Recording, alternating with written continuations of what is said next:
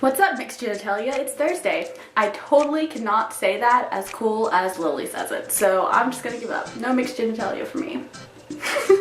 So our theme is Geek Week this week, which is weird because we had like a nerd theme already, but it's also Geek Week on YouTube, so it makes more sense. In my mindset, nerds and geeks and dorks are all kind of the same thing, but YouTube probably put geek because geek rhymes with week, and yeah, I think about this too much.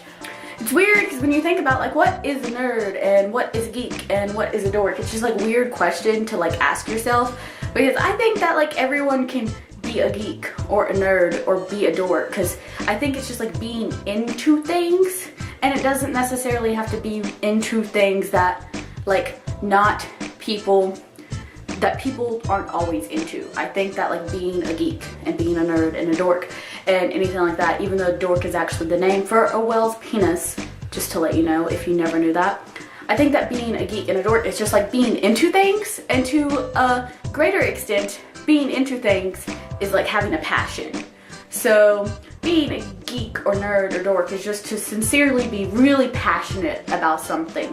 Which, you know, that thing could be like TV shows or like pictures or like mythology or just like video games and just like, you know, superheroes, random stuff that you're just like into. And it could seem like important stuff or it can seem like stupid stuff.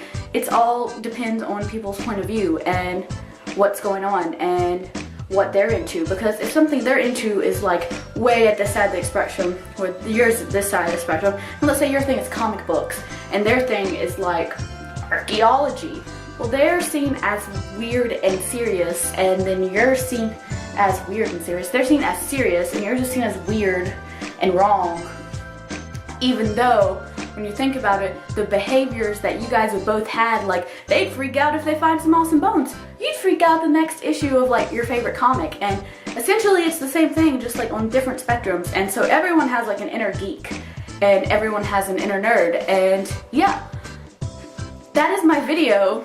I'm sorry, I feel like I should have like geeked out about something, so here, random geek outs. I'm into 1,000 fandoms. I think most of you follow me on Twitter, not all of you, but I'm really into Naruto, and I apologize for how much I talk about the anime Naruto in my Twitter account, because it's basically my favorite anime of all time, and it's gotten past the point.